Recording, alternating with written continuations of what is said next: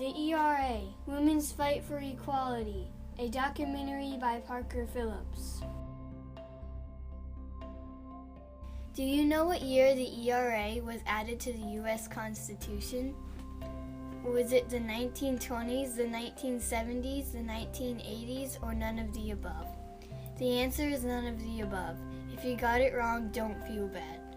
A recent internet survey of female college graduates aged 25 to 60 showed that only 21% knew the correct answer. It's widely assumed by women in the U.S. that they have equal rights under the Constitution because the ERA passed Congress in 1972, but it still has never been ratified in at least 38 states. Ratified means accepted by the state Congress. What is the ERA?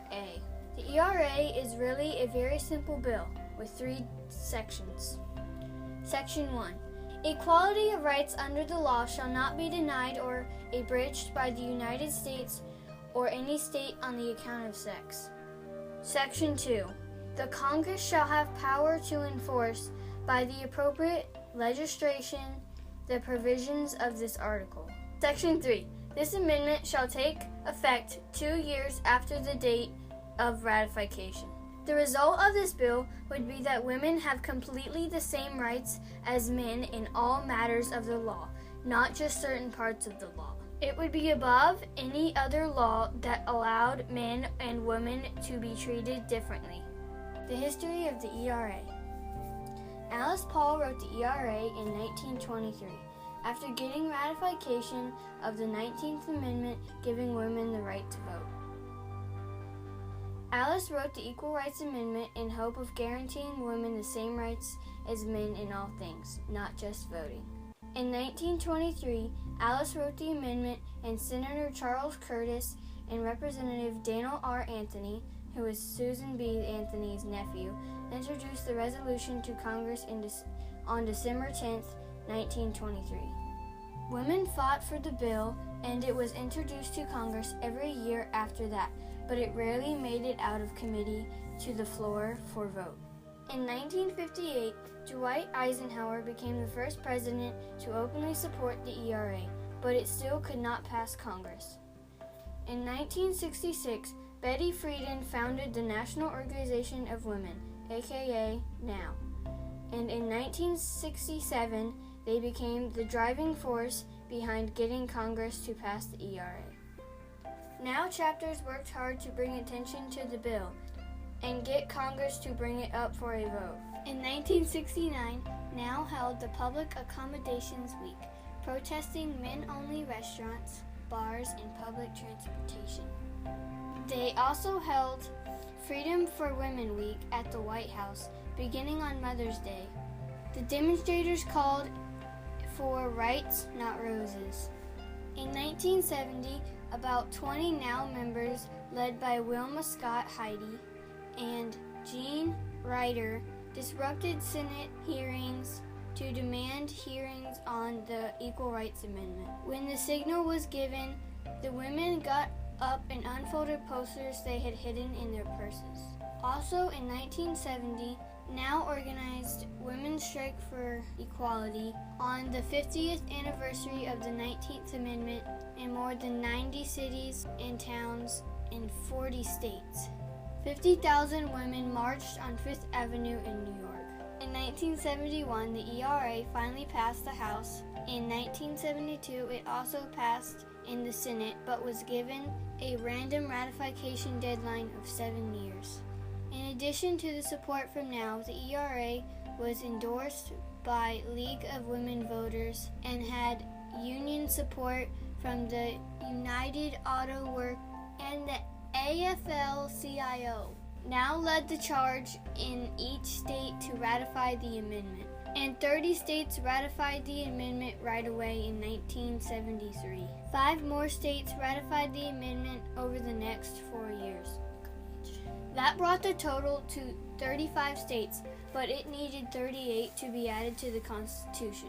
With the deadline getting near, NOW organized protests, boycotts, and rallies and several marches on Washington, pushing for ratification. This resulted in Congress extending the deadline until 1982. So who was against it, and why was it so hard to get the last 3 states? In the beginning, the main opposition to the ERA was unions and labor supporters, because they were afraid that the ERA would do away with special privileges that have been given to women. But by the 1970s, when the ERA passed, the culture of the United States had changed, and the people who opposed the ERA were conservatives who wanted to keep the traditional role of women as mothers and housekeepers.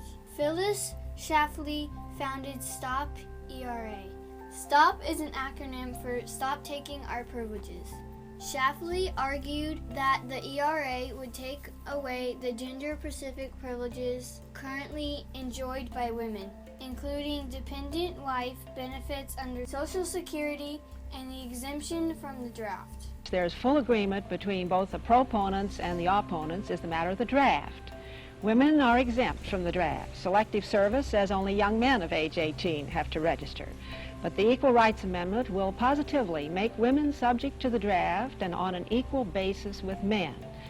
Nor could you have a system whereby the women would get all the nice, easy desk jobs and the men get all the fighting jobs. If the Equal Rights Amendment were ratified, these girls could be forced to go to combat. God didn't intend women for NFL football or combat. She also claimed it would force businesses to have only unisex bathrooms. Now let us get on to what I'm crazy about, what they call the potty problem. It has been said that if we're all equal, we're all going to have to use the same bathroom facilities.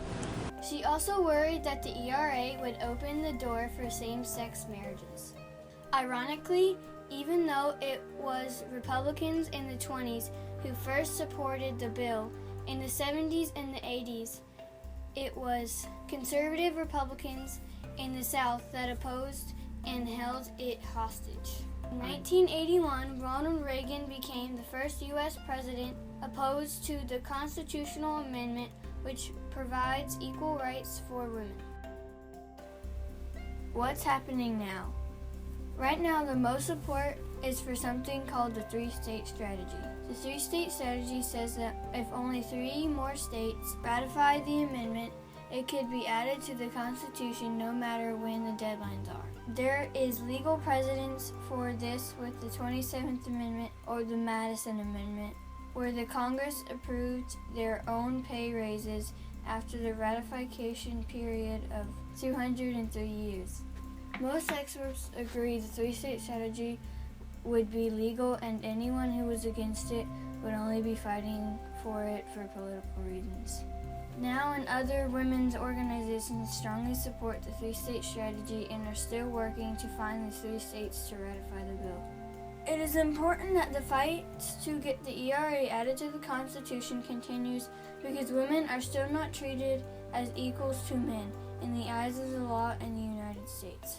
We need these rights because the 14th Amendment's equal protection clause has never been interpreted by the courts to guarantee equal rights in the same way the Equal Rights Amendment would. In the landmark Walmart v. Duke ruling in September 2010, Supreme Court Justice Scalia said that he does not think the Constitution prohibits sex discrimination. Since then, that case has affected rulings against women in over 1,200 other sex discrimination cases across the country. We also need the ERA because we need its protection against the rollback of advances in women's rights achieved over the past century. It is the responsibility of women to talk about and continue to educate each other on the effect of not having equal rights as men. It is the responsibility of all women in the United States to continue the fight for their rights, and especially those in the remaining unratified states, to push their state Congress to ratify the amendment. Florida is one of those states.